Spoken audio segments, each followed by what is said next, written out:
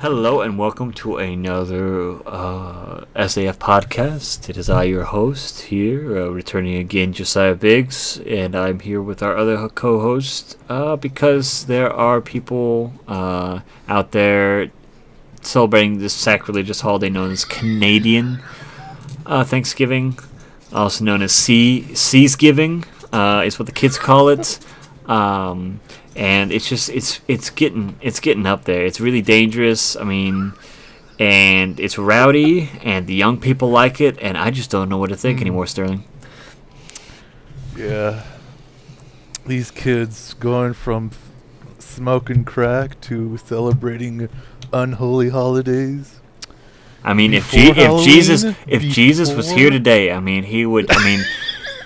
He's like, I didn't sit at that long table with those savages so that you could celebrate Thanksgiving a whole month early. Yeah, it really brings a tear to my eye. But, is Canada even a country? I mean, come on now. I mean, it's only got like 29 million people. I mean, how is that even a country? Jeez. And all those yaks. Boy. No likey.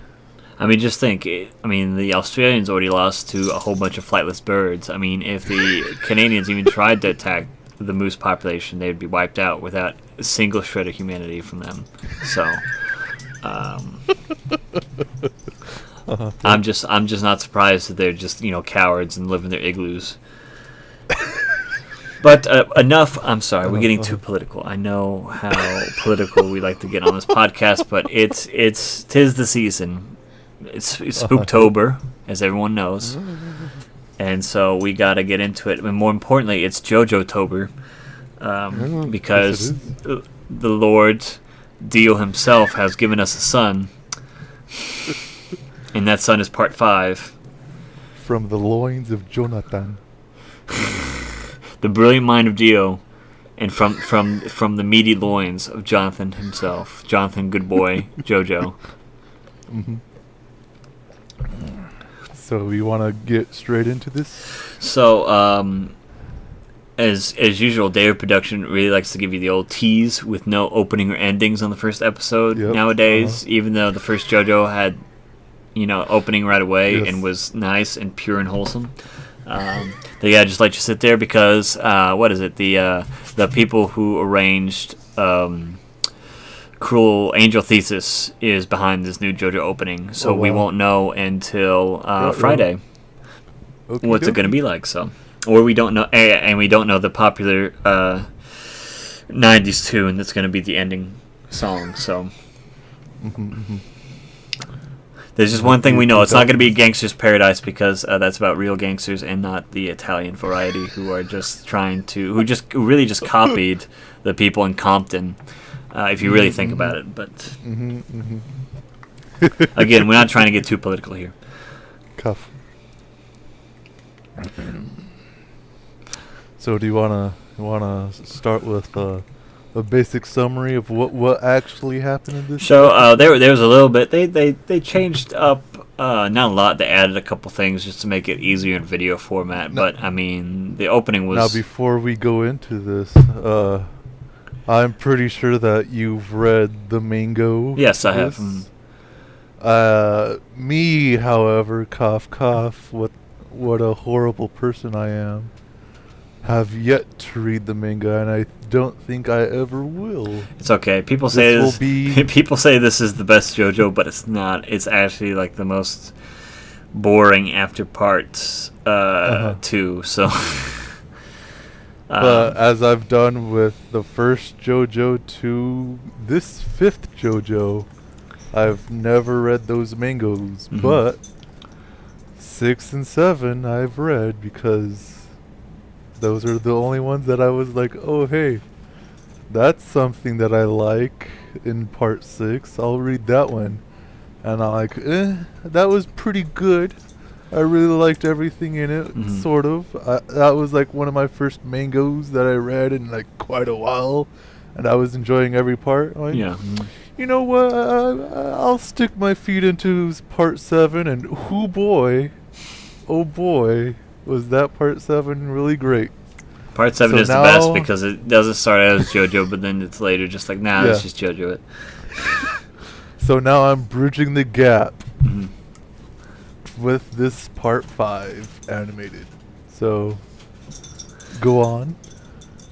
Which is funny because part 5 really doesn't do anything in the way of like setting up for part 6. Just like, unfortunately, part 4 sets up a lot for part 5. But at least for the first couple episodes until Koichi is just non-existent anymore. It would have been nice to have him, tag along or do something more. But I mean, it's new JoJo, so new JoJo Friends time. So yeah, we start out with it's a lovely windy day in Napoli, Italy, and or Naples, and we see Giorno walking down the street, being cool, and then we see some tourists, and they're getting pickpocketed without their knowledge because they're stupid tourists in Gangsta Town. And then, so he helps these ladies out and steals their purse back. And then it's like, oh, hey, it's over here. This is what you're looking for. Because they ask him, they're looking for, I forget, it's a shop or something like that. It's nothing important, but doing regular touristy things because they're stupid. And it's the 90s and they don't have cell phones or GPSs available yet. And so from there, he helps them get their wallet back. The wallet, the butterflies come out of the wallet and turn into dollar bills in his hands, and you're like, what? What? And then you're like, oh, okay, his stand only turns money into bugs. What a convenient stand ability. Right? But no, okay, so from that point on,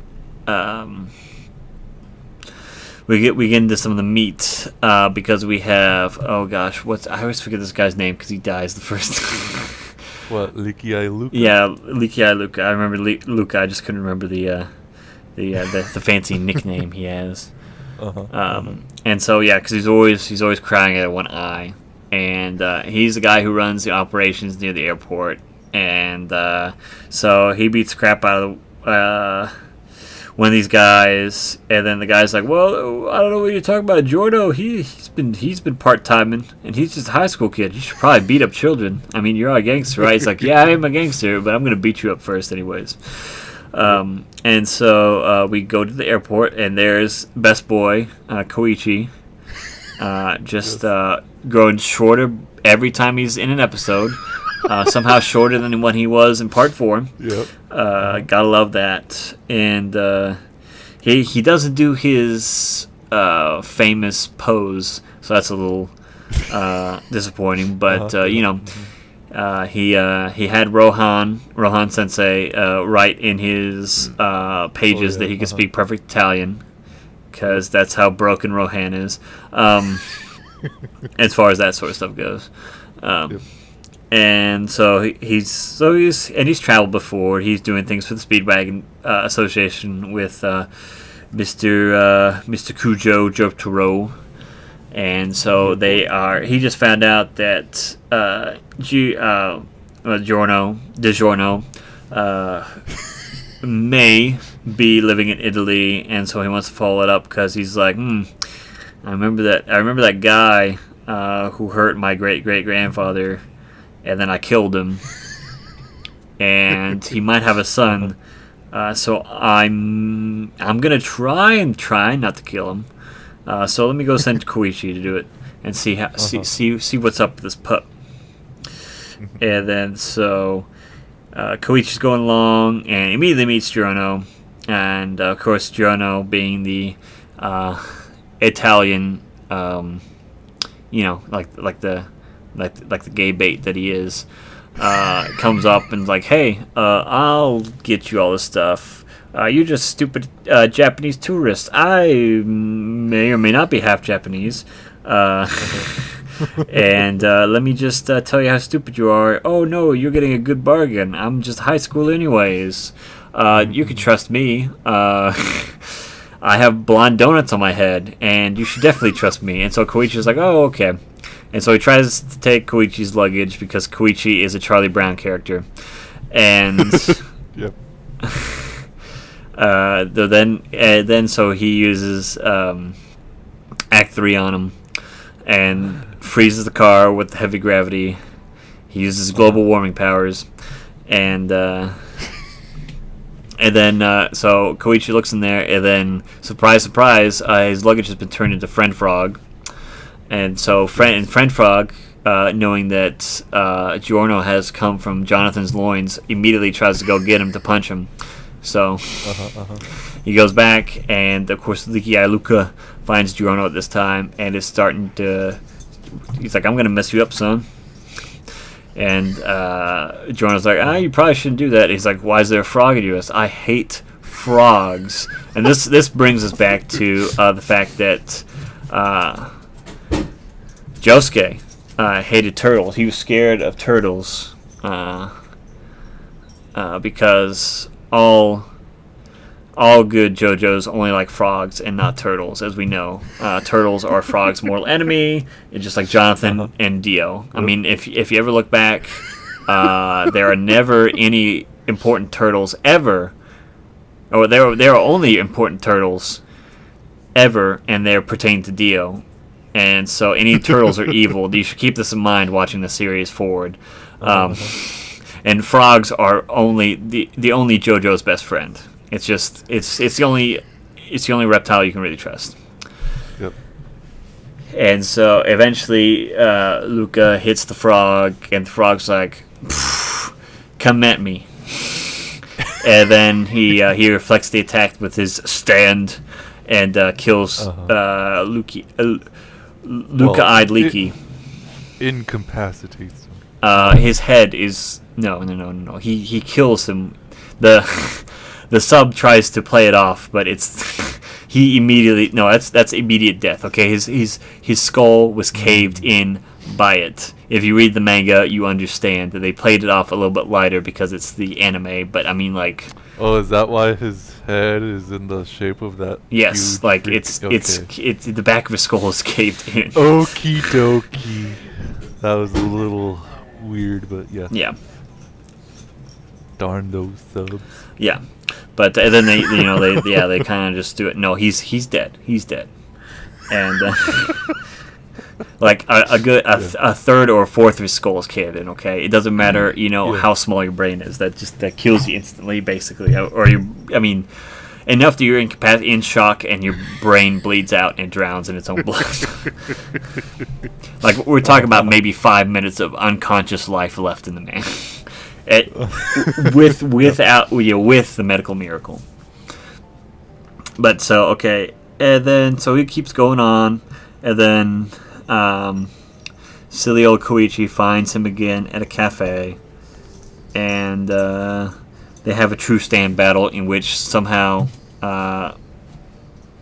Giorno beats Koichi with a tree, and somehow beats Echoes Part 3. They don't really ever explain this part very well because it's supposed to extend gravity, obviously, but then so his hand, so he does the whole sheer heart attack thing where he gets his hand and pushes it through the table to try and incapacitate him, make sure he can't run away, so he can get his passport and money back and everything like that. And so and then of course Giorno, being the gangster that he is, turns the street tile that his hand falls on and is cracking into a tree and somehow negates all the gravity powers of Echoes Part 3. If you haven't... I think it's fine in the way that he's making something grow out of the earth underneath his hand, and that gravity is just like keeping his hand on like something that is like sticking there, so that tree is just moving up. Yeah, but I mean the strength of the tree. It already split a solid wood table in half. I'm not saying that this is the most broke we're ever gonna see Golden Experience, but it definitely sets things up for. Oh, okay, you just kind of have big numbers power. It's just like the first like little inconsistency we have with the stand powers clashing from the new and the old,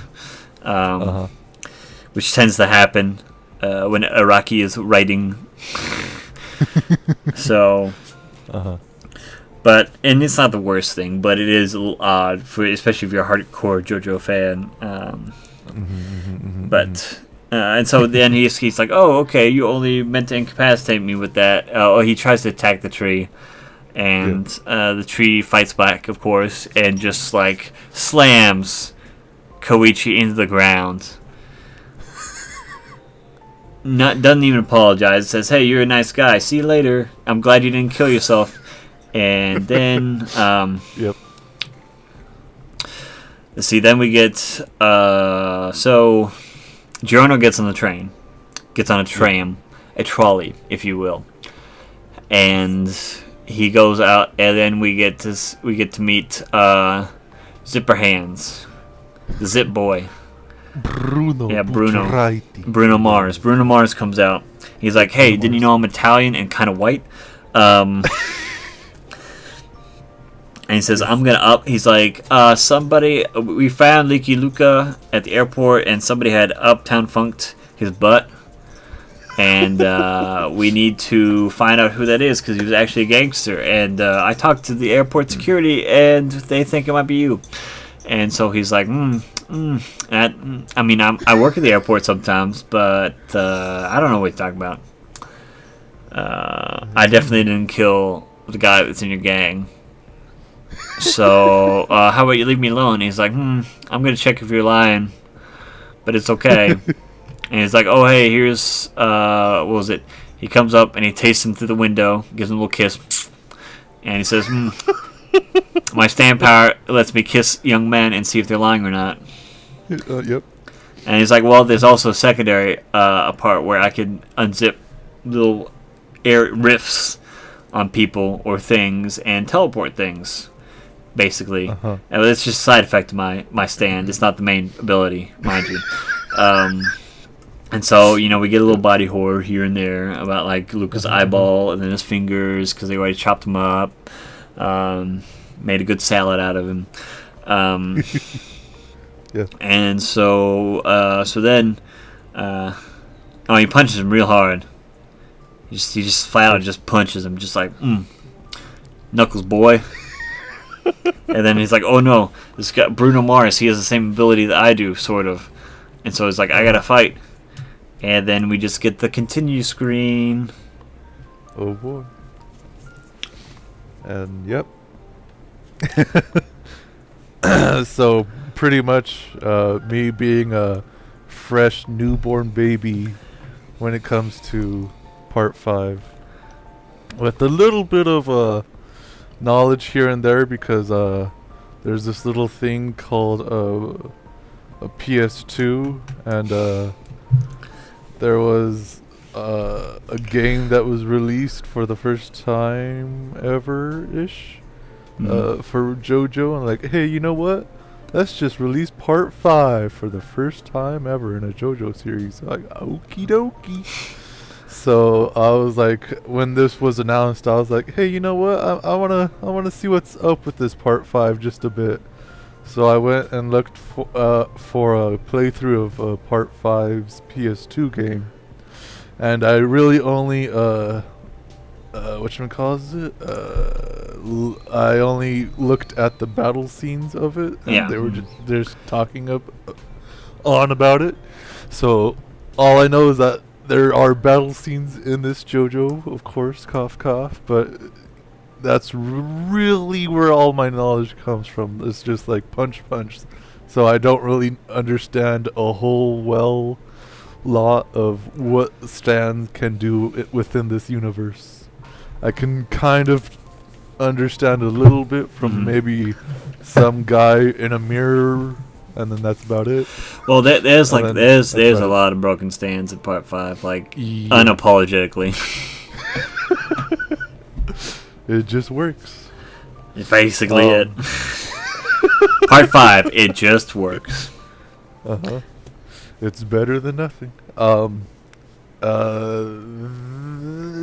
So yeah, that's basically all my knowledge. It's very, very cool learning about Giorno's stand in this kind of way. I was kind of like iffy about like the first time it was shown off with the frog. I'm like, whoa, geez, what is this stand ability? But then when it went to the tree part, when he's fighting Koichi, I'm like, okay, he's explaining it a little bit more, and I can understand what's happening a little bit more. Well, I mean, the fact is, even without like the weird battles and like inconsistencies sometimes that happen with Giorno's stand, like he can create life out of nothing. Like we went from being able to turn back and heal things basically by reversing the clock to a certain point on things with Diamond is Unbreakable and or Crazy Diamond, and we went to just straight up turning anything into anything else, and then being able to revert it back without any side effects. Like,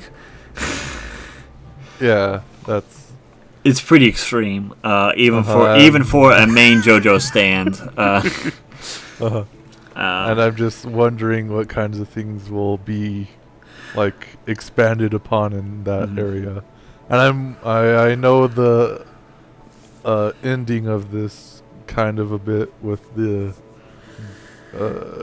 Requiem. Yeah, where he digivolves the stand. Yeah. but let's not get too ahead of ourselves. Yeah. But yeah, overall, I think this episode was fine. Oh yeah, it was really done. It was well, like from the manga. Like there was a couple like exposition, like things they changed, just tweaked just a little bit, and then like just to help explain things, which is necessary for like explaining some things, especially when the anime's first stepping out. So I and no qualms there. I mean, it obviously they didn't add anything like game breaking to it or anything, and all the important check marks are checked correctly and in the same time sequence. But and then of course there's that nod where JoJo looks at the old picture that they have, and that scene's a little bit longer than what it is in the manga, but it's now is it true that Giorno actually has that same exact picture of Dio in his wallet? I don't remember. I did think about that. That's kind of on the nose, yeah. Coincidental, I guess. Mm-hmm. I mean, the audience of the readers already know, what's going on basically before that point, so it doesn't really make much sense to do it like that. But like the freaking picture, like exact picture from Hermit. Yeah, Stardust Crusaders. Yeah, Stardust Crusaders. Blah, blah, blah. Kind of weird. Yeah, I think that was just not. I don't remember. I read part 5 like 3 or 4 years ago, so it's been a while for me. I remember all the big stand battles and most of the plot, so I'm not too far behind. It's just the beginning. The beginning's always fuzzy whenever you remember JoJo, because then because usually the climax is obviously the big takeaway.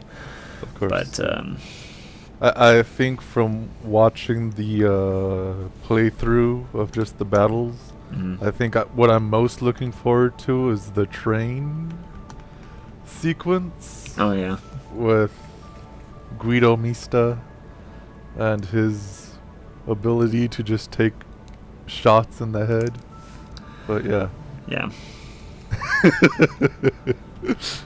More on that later, hopefully. Yeah. And other than that, I'd like to see what's up with that guy that swims in the freaking floor, but that's about it, really.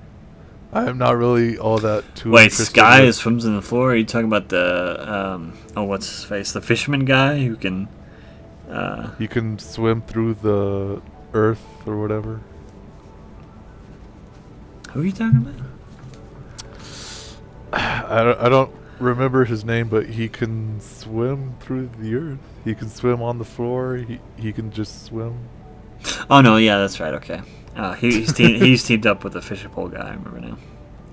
I can't remember any names either. Because it's so much JoJo that you can't really remember. Like there are a lot of villains too after it gets past part 2, and so it just gets harder and harder to remember villains, especially when it's especially when it's villain of the week stuff. Yeah, I will say that even though that it's kind of a meme already, and we get it.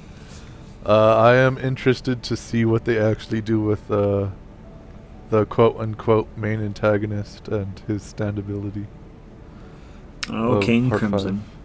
Yep, King Crimson. I wonder what they'll do. I don't think they'll do much of anything from what I've seen from the game, because they didn't even do anything with the game as well. And the people that were playing it, who are also JoJo fans, were remarking on said fact of, wow, they didn't even really do anything with it. Yeah. They're just like, yep, that's what he does. Alrighty, pass. That's it. But yeah, I'm interested to see all this stuff. Anything else that you want to talk about this? About JoJo episode? No, I mean it's pretty plain and clear. We're just getting some of the characters on the scene. We'll get a lot more next episode. We'll see how far the next. It's supposed to be going like 4 chapters each episode, basically, because it's 39 episodes for part 5. They've announced so. So that's exactly kind of like part 4's was. Yeah, basically. Which was like in the 30-ish round. Mm-hmm. So we'll see how far we get in the next episode. If we'll get the full cast or not. But we'll be getting there pretty soon, regardless. But that being said, I'll segue over. We've got a whole bunch of new anime this fall. We only have a couple good ones, so I'm going to go over what my top picks are going to be for watching, and the ones that I'm going to be watching this new season here. Of course, we've got JoJo Part 5 at number 1. There's no, it's a pretty safe bet. Day of production hasn't really failed us so far, and I don't think they will. So, except for the obvious censoring of Jotaro, smoking and several other things. That will be. I was kind of surprised that they actually didn't. The censorable parts in this episode weren't really that censored. Well, there's some parts that like I said. I mean, they did kind. It's that like part 4, they didn't censor a lot, but they did as well. Like they half censored some things, like the hands and stuff like that. Like they didn't show a lot of blood. That wasn't like already coming from somebody. Still alive. They did a lot of censoring here and there, but no. Number 1, obviously safe bet, is JoJo Part 5. Number 2, and all the first episodes have already come out. I've already watched all of them. So number 2 is going to be Goblin Slayer. This one, everybody's been waiting for this one for a long time, and people on Twitter are so upset about it because the first episode is a nightmare. A nightmare in the good way. It's supposed to be a nightmare. Okay. In the way of thematically a nightmare? It's not very censored at all. You have guys stabbing goblins and ripping them apart, and then you have goblins doing goblin things to not goblin women. The goblins do. And so Tumblr and Twitter were very upset about this because there were no warnings, even though the manga's been out for like a couple years now. Yeah. And so, like, that's what goblins do. But Goblin Slayer, so far so good. There was minimal there was 1 or 2 scenes of CGI in there, but they're using 2D animation for the most part. There was an ogre that they CGI'd in one scene, and they CGI'd Goblin Slayer himself at one point, but it was kind of in between frames, and I barely caught it.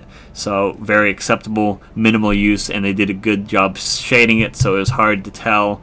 It was only through my second watch through of it that I actually noticed it. So, all in all, it didn't break immersion, so that was good. And it's kind of hard, especially with some of these larger monsters, for them not to do the CG for whatever reason. It's just plaguing anime right now, so you really can't do much with expecting that they're not going to do it. So, but so far, A+, Goblin Slayer, the first episode, just like JoJo. There's a couple of things here and there that they changed just to make it easier to adapt to an anime, but so far it's pretty straightforward to the script, and like I said, they didn't pull any punches. There's very graphic scenes depicted.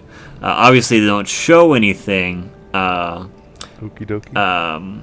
too gruesome, which was how the manga was shown as well. They didn't show any sort of anything that would make it higher than PG-13, besides excessive blood and gore, but nothing sexual. But yeah, so there's a lot of people upset about that, who somehow just missed out the fact that Goblin Slayer is amazing, and a lot of people were saying, "Oh, it's just trying to be edgy, this and this." I'm like, no, it's basically just a manga of him, just this guy, and the people he picks up along the way who would just mercilessly slay goblins, like, because he hates goblins because they killed his whole family, and he became an adventurer just to kill goblins in this magical fantasy realm. So we're just gonna watch him kill goblins until they end the anime. So, and I mean, like, I'm talking about like genocide, like levels of goblin slaying. So if that makes you uncomfortable, this is not the anime for you. Just I'll give you my own warning. Because there are a lot of very aggressive tactics he uses. He also kills goblin children in the first episode. Oh boy! Because goblins hold grudges and they don't forget faces, so he has to kill them. Because like cockroaches, they basically just keep breeding until that's how they're set up in this series. Basically, they are a plague, and people are always asking to get rid of goblins because they grow out in the country, and then they get too close to a village, and they start stealing women from the village, and then they have to call it an adventurer. And so, Goblin Slayer is like, "Hey, that's my job," and he goes out and just boom, boom, boom. He's an expert. But it's not like, and he also, it's not like he's a Gary Stu either. Like he gets messed up quite a few times in the adventures. Like he is very much like a self-sacrifice, like Guts character who's just pushing it every single time that he has to. So if that's your thing, if you're into that sort of stuff, great. I would definitely check out. Take a quick peek at the manga. First couple chapters before you watch the anime, just so you have a taste of what it's going to be like. If you already know and you're cool with it, good. More power to you. Third on my watch list is going to be Golden Kamuy Season 2. Golden Kamuy was originally in the spring anime lineup. First season, it's about the aftermath in Hokkaido after the Japanese Russo War, or the Russo-Japanese War. And so basically the Ainu, which is a nomadic tribe, or some of them are nomadic, some of them aren't, in the northern parts of Japan in like Hokkaido, that are half Russian, half Japanese. And apparently one of the guys stumbled into a massive amount of gold and hid it. And he went to prison, and while he's in prison, he tattooed all these prisoners with a map on their backs and fronts. And so now his daughter and then a guy named Sugimoto the Immortal are trying to find all the pieces so they can get the gold. And so they not only do they kill all these convicts to skin them alive or dead to get these map pieces, they also copy some of them down and hijinks along the way. The first season was very, very good. It was the worst part about the first season was that there was a wolf named Retar, which is Aspika's pet, and she's the Ainu girl who is the son of the guy who found all the gold, and I forget his name because it's some weird Ainu name that means no face because he had his face burned off. Amazing. Yep. And he was CGI, but he's only featured in a couple episodes. And there's a couple CGI bears, but none of the characters are CGI'd, which is good. It's mostly big animals because their movements are hard to draw and money. But thankfully, there's mostly just humans in these next couple parts. So season 2 is looking to be good. That one actually hasn't come out yet. That one comes out tomorrow, the first episode. So I'll be watching that. The fourth one is Hinomaru Zumao, which is this shonen sumo manga that got very popular in the last year in Jump. And last year and a half or so. It's about 100 chapters in or so, 115. I forget where it's at right now. I'm keeping up with it with my weekly reads, so shouldn't be. It's very good so far. They did they did pretty good with the first episode. I'm not thrilled with some of the voice acting. Thankfully, it's none of the main characters that will last throughout the season. They have some pretty good casting for the lineup of sumo wrestlers. So the music is good. The OP and the ED are very appropriate, very loud, very boisterous. Openings and endings, very spirited, very sumo. And but so far so good with that one. If you like sports anime, this is definitely a pickup for you. It's all tournaments basically, and training. So none of that filler crap. It's all good. We'll see how well the anime adapts the manga. There shouldn't be any big problems. There's nothing really, any big red flags in the manga that they couldn't bring over the anime. We'll just see how well or how badly they adapt it, though, because sometimes sports anime don't get the appreciation they deserve. Ippo Season 5, I'm looking at you, who haven't come out yet. We need you to come out. It's been like 3 years since the last Ippo. But and then we have number 5, which is Toaru Majutsu no Index, or My Magical Index. Season 3, we've been waiting a decade for Season 3 after Season 2 finished up. If you don't know about it, you've probably seen images of the previous seasons or the spin-off, a certain railgun, or a certain magical railgun, or something like that. I forget what it's called. And basically it's about Espers, and they're in this Esper city, and there's a guy who's a level 0 Esper, which means he's at the bottom of the barrel, but that's only because he cancels out all other Esper abilities. He is kind of the reset button with all of these Espers, and then he knows a couple level 5s, and basically it's science versus magic in a slightly more advanced society than what we have right now. Although the science is, sometimes the science is a little crazy, sometimes it's not. It's weird. And so basically it's the church versus not the church.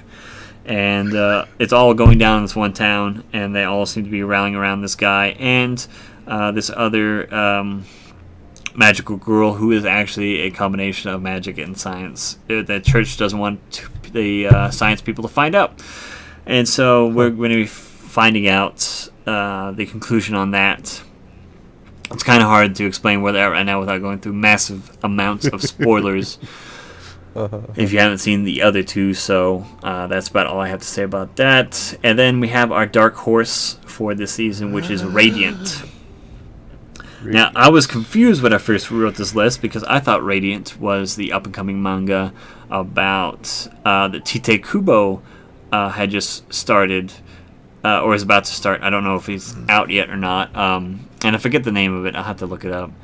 But it's about a society where all the sorcerers are women, and any boy sorcerers are executed on the spot for some reason. And then, of course, there is a said boy sorcerer, and so he has to hide the fact that he's a sorcerer while trying to live a normal life and trying to improve himself without anybody knowing. And so it sounded like a really good premise. Unfortunately, Radiant is not that. And I got confused because it's a name similar to Radiant that new Tite Kubo manga is going to be about. But Radiant is about, there's these things called Nemesis, and they're unknown magical creatures that fall from the sky. And basically anybody who survives a Nemesis attack or is immune to their unusual powers is labeled a sorcerer. And so sorcerers fight these Nemesis creatures and they have to adapt and improve their magical skills while trying to search for the Radiant, which is the nest where all of the nemesis are spawned. And so it's a dream of our Seth is our main character's name, and he is a disciple of a very famous sorcerer, and so he survived one when he was very young, his family was gone, and so now he's trying to become a better sorcerer so he can one day find the Radiant and destroy all the nemesis for good. So we'll see how that goes. It's very shonen, very by the book. It's not insufferable. Does it look shonen? Oh yeah, it's super shonen. And it's not too bad looking. Yeah. It's okay, and it's so is far. It Vandal beat the Vandal Buster type shonen, or is it that freaking Shaman King looking shonen? I don't know. It kind of looks like Bleach as far as like the style goes. There's a lot of just crazy. It's kind of like if Bleach and Fairy Tail had a child. All right. Yeah, as far as the art style goes, because I know a lot of the backgrounds and a lot of the fashion they wear is very much Fairy Tail, but a lot of the facial features and the character designs of like the different body types and different people who appear in it are very much Bleach style, and so it's an interesting art style. And the art style is probably the best part of it right now, honestly. There isn't much explained in the first episode, and it's more of like, I'm just trying to be good, but I'm not really that good at magic, and I keep causing trouble for my master, and then like, oh no, one of these things, Nemesis is attacking the town, I gotta save it, blah, blah, blah, blah. And then usually the master would come up and save it, and save his life again, and be like, oh, okay, I guess I'll concentrate on my studies again. But now we have some weird guy come out of nowhere and help him beat it up, and so it's getting a little bit deeper. Apparently, from the opening, I can see there's a lot of factions involved in this anime, so it'll be interesting to see how it plays out. I'm not expecting great things. I mean, it could surprise me. That's why it's a dark horse. There's just not a lot of good-looking shonen. Yeah. Also, Viz Media rated the manga very highly along its set and said it was an up-and-comer, so that's another reason why I'm watching it. Okay. So we'll see how that goes. Of course, Viz Media also being the translation group that recently went to New York Comic-Con and thought that a picture of Toby from Naruto, someone cosplaying as Toby from Naruto, if you're familiar with the Akatsuki member Toby, with the mask, and but of course it was a very out of shape black man or black woman with very curly hair, and so I wondered why they would change their profile picture to that, because they're obviously not a very professional cosplayer, because it was just an Akatsuki jacket and a very cheap, like 200 yen, 300 yen Toby mask that doesn't fit around their face. So I'm not saying that the person couldn't cosplay as Toby. This being Toby, not Obito from Naruto. They're the same person, but until he unmasks. And so I'm not saying this person couldn't cosplay as it. I'm just saying it was a very cheap cosplay, and it wasn't very impactful. I've seen much better ones, and I don't know why. If you are I don't know why people think it's okay to it's all right to feature amateurs. I don't know why it's good to really promote amateur cosplayers who aren't trying to do it full time, or make that bread or that hustle. I really think time and money should be given to those who work hard at it and become good, to encourage others to work hard and become good. Like I said, it's okay to showcase it, do a big thing like, oh, this is our New York Comic-Con, this is all the people came to our booths and stuff like that. I'm not trying to cosplay shame anybody, but to change your profile picture to it, usually I expect some sort of quality. It just seemed a little out of touch for Viz, or maybe they're trying to appeal to a minority group, or I don't know. it just struck me as very unusual for this professional company to, you know, yeah, do that sort of thing. So, but that's the anime lineup we got so far this fall. Everything else just looks like straight gutter trash. So, I won't be doing anything. I am watching an anthology as well, Zombieland Saga. It's an anthology of different stories, and it's all horror themed. The first episode is all right. We'll see how it goes, though. I don't want to delve too much into that one until it gets good, because it's just kind of setting up things right now, and I'm not gonna spoil anything at all. Because I only watched like a couple minutes of it into it because I forgot we were podcast. I started watching it and then you chimed in, so. But it looks, the art style at least looks decent, so. Alrighty. See, Sterling, you've been watching some films, haven't you? Yes, I've been watching the fair amount, but you know, I've been, I guess, exploded into my mind that this is, of course, October.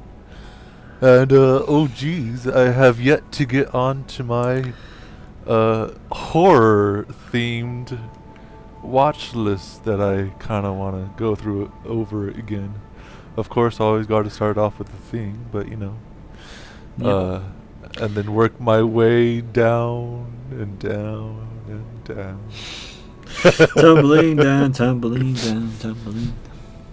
But yeah, I think since I've done like a whole lot of, I'll just pick that one and go through all their series or their movies. Like the last few were like Hellraiser. I went through all that. Nightmare on Living on Elm Street, whatever it is. Yeah, on Maple Street. Nightmare yeah, Nightmare on Bad Dream on Maple Road. Yep. Mm-hmm. Yeah. I'm thinking about doing either Friday the 13th or Halloween, which I've only seen the first Halloween, and I don't think I've ever seen any Friday the 13th movies. I don't know, you should think of watching all three Psychos. Actually, no, it's four now.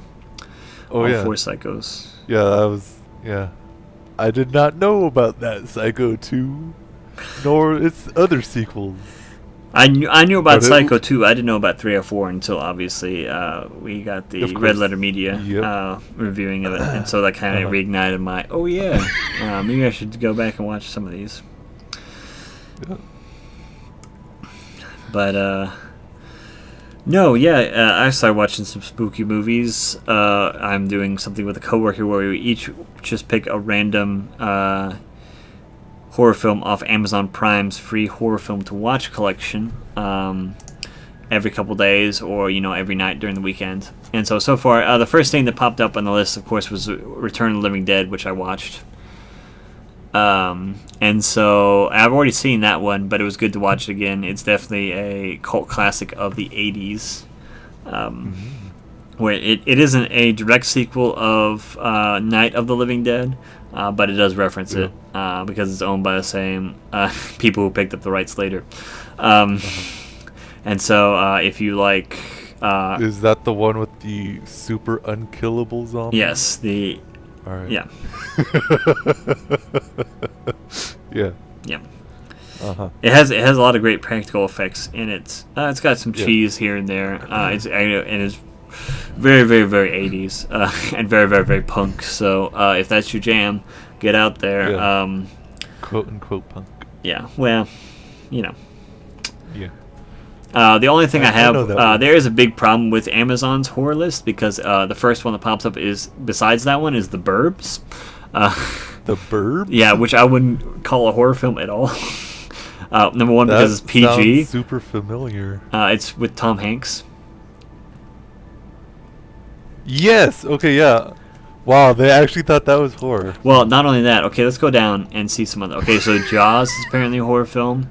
Twilight Saga: The Eclipse is also on here. Let's see. There's a couple others that just don't even. Let's see. There's another one, man. Wow. That's good. Where was it?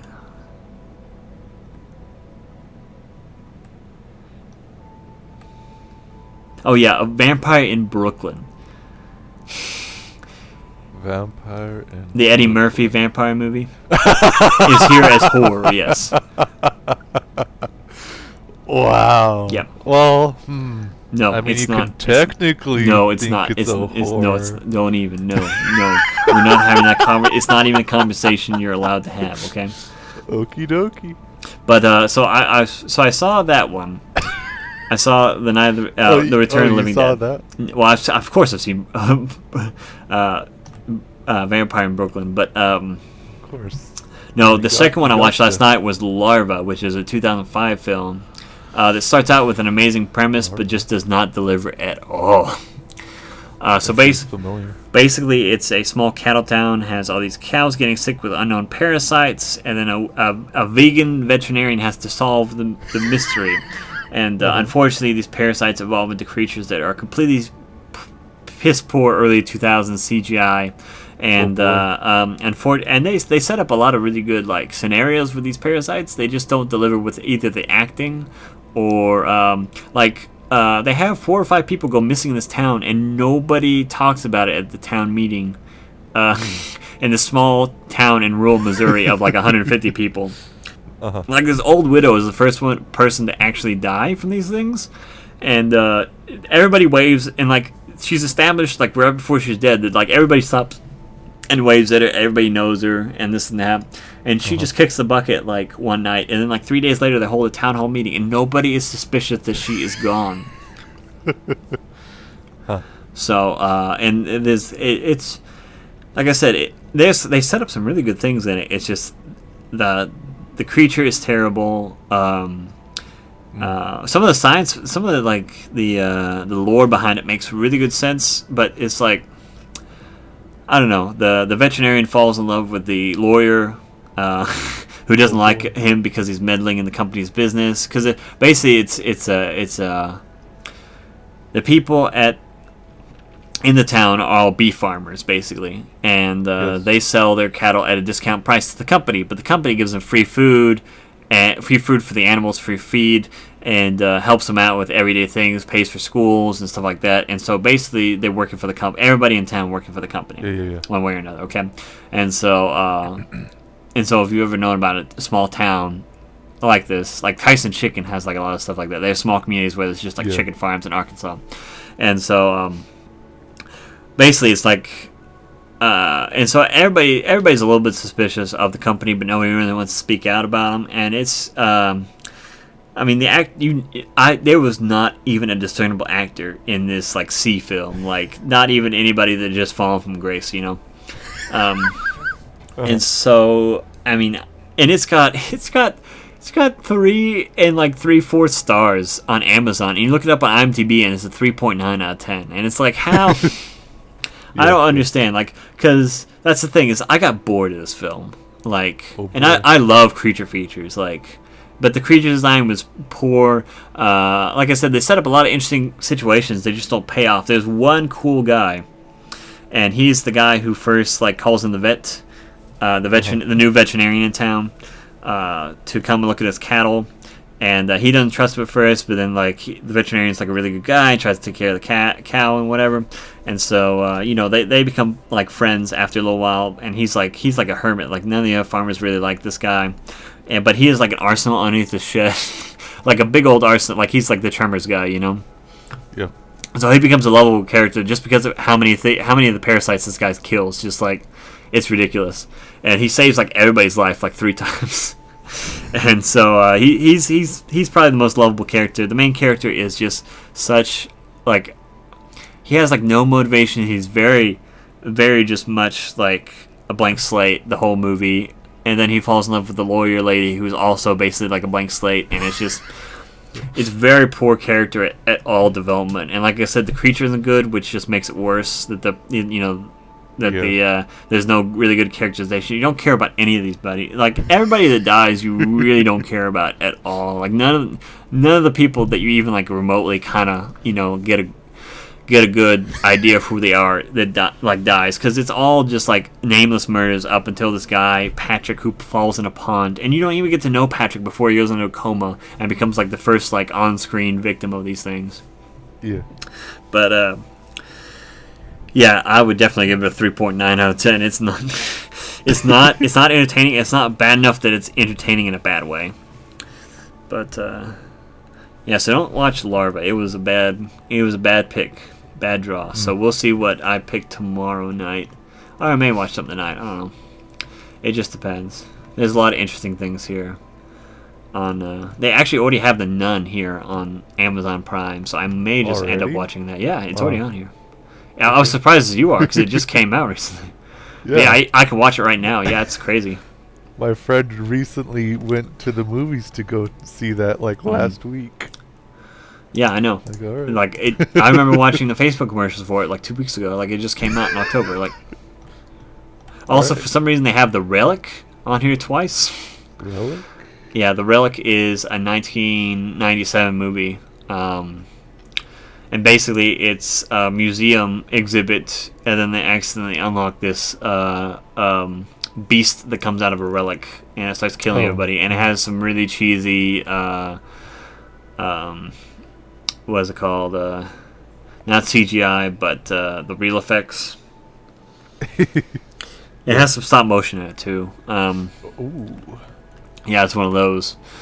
Practical effects are minimal, but they're there. Yeah. And I don't know. A lot of people actually on Amazon right now are saying it's a nuclear war propaganda film, but it's definitely not. It's just about respecting old cultures, and maybe museums shouldn't be stealing from the people, but yeah, but for some reason they have it on here twice, and Netflix has it already too. It's pretty cheesy, but I would definitely put it up before Larva as a better film, just because the plot makes more coherent sense and the characters are a little bit more relatable. You actually like the head archaeologist guy. Yeah.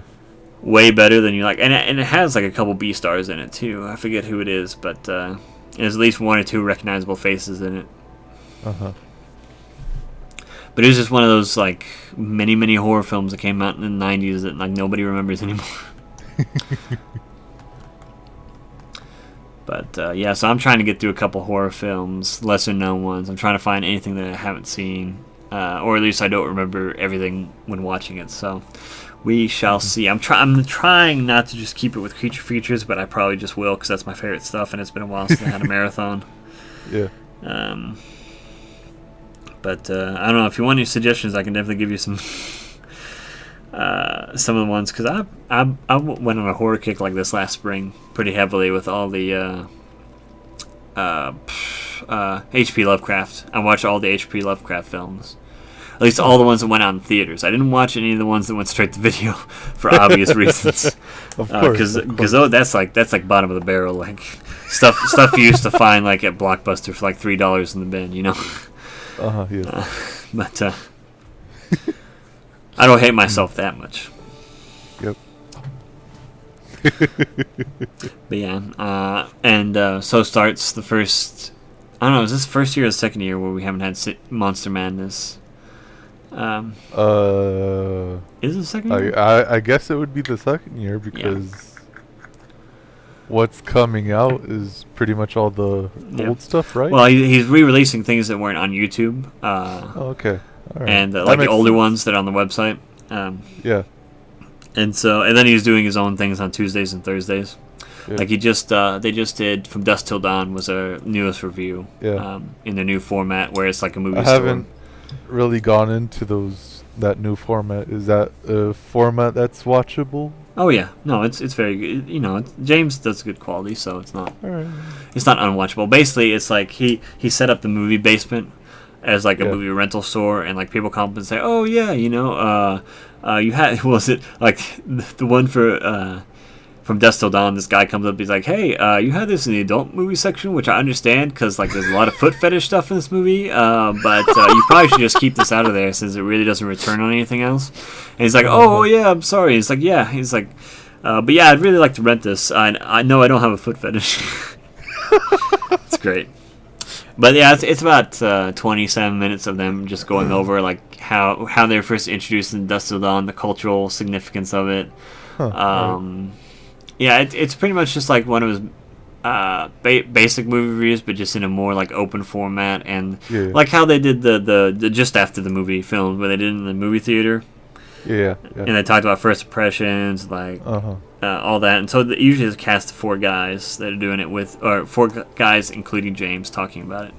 So I like the format. It was nice. It all just it wasn't scripted. It was all just kind of like them reminiscing about it and talking about different things and how they got started into it and like their favorite parts of the movie and this and that. And it's like they just watched it. So I thought it was enjoyable.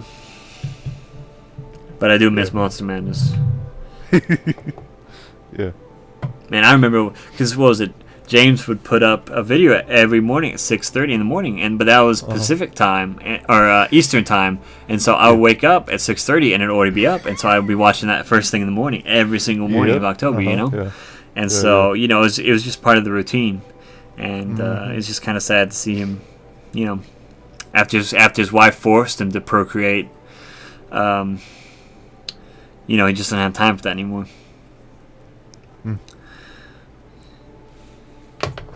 But then again, you know, I don't know too many people who likes James's wife, so.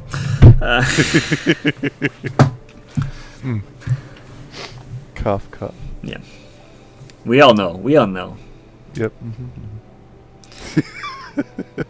So, we good to call this a little potty here? Yeah, hopefully you'll have seen some terror films. By next one, you'll have to report in. I know Matt also just watched Return of the Living Dead, and so hopefully, I think that's his first time watching it. So hopefully he'll have a report, because I didn't get into it, because I wanted him to kind of talk about it next episode. So we'll see how that's going. But besides that, I'm just looking forward to the anime episode 2 coming out this next week. All right. Besides that, I'm getting really hot and heavy for that Shazam that's coming out in the spring, because everybody knows that Venom sucks, and so. Wait, you're not interested in Aquaman? What are you? Okay. Come on, man. So Jason Momoa is, you know, a really nice guy, and I really loved him in Stargate Atlantis when he was playing, like the big tank character and like laughs at everything, and you know he's really good at playing that. But for him to play a role like Aquaman, no, thank you. Apparently, there was a new trailer today. I was almost forced into clicking it when I was passing through it in the fam, but you know. Well, until I see that scene and I know what the strip in which he's at a Denny's and people start harassing him because he's Aquaman, until I see that, I'm not or until I know that that's in the Jason Momoa film, I'm just not gonna get near it, okay? Because I don't know if you noticed, but DC has just been not delivering anything but failure. I mean, it's basically like DC is like, hey, Sony Pictures is great. Let's keep doing what Sony Pictures is doing. But I heard about that Venom movie being just okay. Tom Hardy basically said it was terrible underneath his breath on Twitter. So and I feel bad for him. I think that Tom Hardy would have made a great Eddie Brock, you know, if they would have just done it right. And I think that's what he thought. He's like, yeah, I like Venom, you know, I like Spider-Man, you know, because he's great at playing anti-heroes and villains, you know. Tom Hardy is amazing at playing, you know, not traditionally heroic characters. And then they don't use him well in this, just like how William Dafoe in the stupid live-action Death Note for Netflix. It's just like they're wasting his talent. William Dafoe would have been a great Ryuk. he would have done amazing as a voice actor for Ryuk, and they just spoiled him just like they spoiled. They ruined it. They spoiled it. They lost. They had one chance to blow. You only get one chance in a lifetime, and they wasted it. And now Tom Hardy has that black stain, that black gooey stain on his record. Yeah. So is that your looking forward to done? Yep. All right. What I'm looking forward to is finishing up, hopefully, Digimon Adventure 2. It's been a slog thus far. Yeah, it gets pretty sloggy in the middle. And actually, it hypes up at the end. Yeah, I remember being hyped up by the end. Yeah, I remember. When I was just a wee lad watching it at my Australian friend's house, because I wasn't supposed to watch Digimon at my house, and I remember watching it and it was just it was just all this back and forth and nothing ever got done. It started feeling like Inuyasha, and then sudden development, and then everything gets turned upside down. And you're like, yeah. And then sick shit just starts happening left and right, and you're like, yeah. Yep. I will say that Stingmon is my favorite design in the Digimon universe thus far. He's pretty good. No contest. Other than that, I gotten to the second, I guess, part of Death Note anime edition. Yeah. And oh boy, is it still continuing to be the best thing I've ever seen in that type of way. I'm still waiting for it to get bad, as everybody thinks it has, but I don't think it has yet. But yeah, there's on the horizon. I can see where Sterling, let me tell you, it doesn't get bad. It's just once you see the ending, you realize that the ending should have been much earlier. That's why it's bad. Not because they do the second half in a bad way. It's just once that certain person dies, that should have been the ending. It should I wouldn't say it drags it out, but when you see the ending and you compare this ending is all right, but it probably should have ended right here. So that's what I'm going to say about that without spoiling anything. Yeah, so, I got to that point where that certain person dies, and I was like, ooh, what? Yeah. He actually did it, all according to... Oh, boy, he actually did. Boy, he already did it. But yeah, I was extremely surprised, but I was kind of let down in a way. That was the only part of that entire sequence where I was like, wow, really? That's how? Alright, okay. All according to Keikaku. Keikaku des, yeah. Mm-hmm. But other than that, I've all the talking and planning stuff, all that stuff is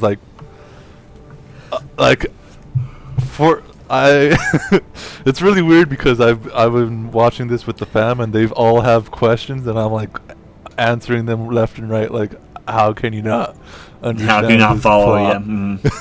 Yeah, it's very well written in that sense. It's very well revealed step by step. Yeah. But other than that, I have some other animes that I've been watching, but I forget at the moment. But yeah, those are really the only ones that I'm trying to get through. Have you gotten through Baki yet? When it's finished. No, I mean, have you gotten through old Baki the Grappler?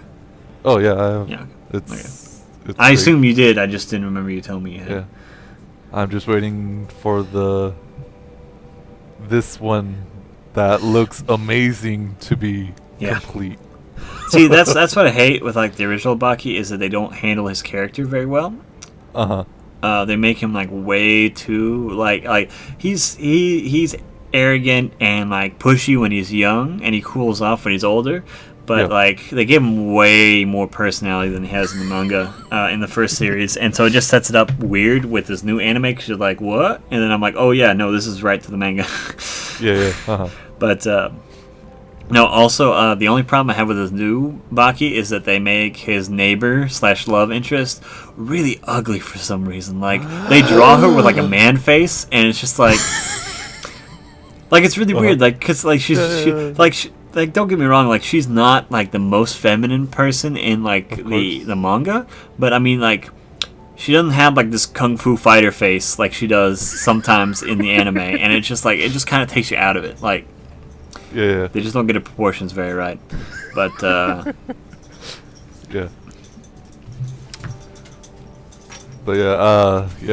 Baki was like the easiest to consume. Like because it's all just tournaments, and it's all easy to understand and just like very fun to watch as well. Oh, you should see some of the manga. Like they go into like the extreme depths on like how the martial arts works and like certain moves and this and that. And like the anime does a pretty good job of, like making it quick, and easy to understand. But like, gosh, is the manga ridiculously detailed? And other than that,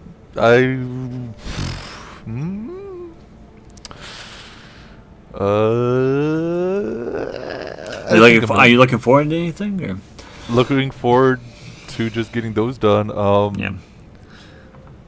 There's nothing really at the moment in which, since I've been getting into the Digimon stuff, there's nothing really out there that I've like, oh yeah, that's the newest one that I want to get into.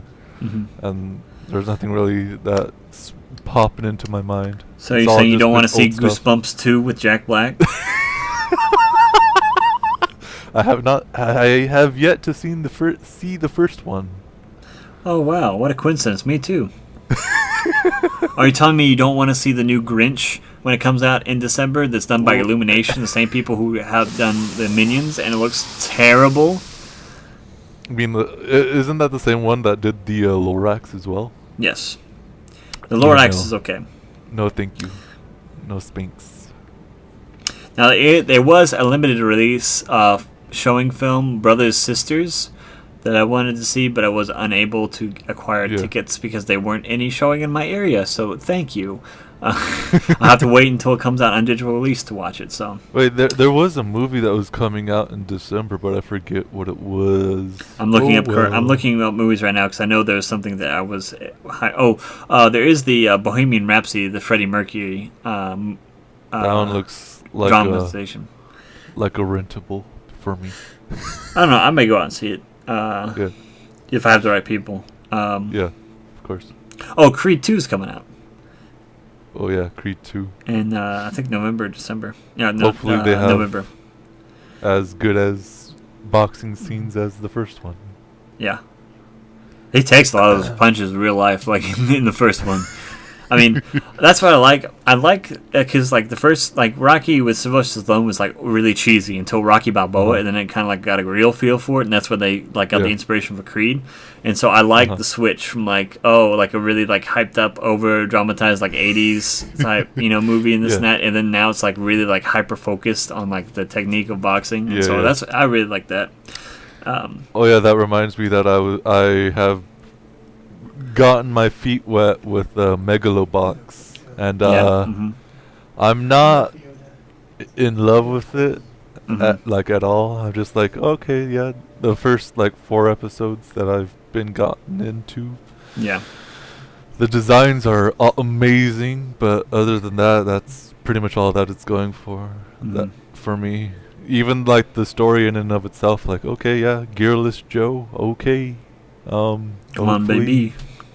Hopefully there's something there. I got with the first fight where he's like super scared. And like, oh geez. But other than that, I'm like, there's nothing really extremely new from what I'm seeing. You'll see. It flips it so many times that it's like it's hard to describe what kind of anime it is. Because they flip it like as much as it needs to be right now. But like the flips that I've seen so far are like kind of like the cookie cuttery stuff that I've seen. No, you'll understand. It's you have to get like halfway through it, and then that's when. Yeah, really I know. Like, and I'm getting there. Yeah, no, I know you are, but hold steadfast. But yep. No, also Ralph Breaks the Internet is coming out, and I'm not gonna see that. So. Oh yeah. I mean, not unless somebody asks me to go, then I'll go see it. But like, I'm not gonna go out and see it myself. Yeah, no. So yeah, with that, should we call this an actual party now? Podcast adjourned. The Sergeant at Arms will clear the lobby. Or balcony, whatever. That's a little political humor from this weekend. If you keep up with such things. Yep, of course. Cough. Alrighty, see you lovelies later. Yep, bye-bye. Bye-bye.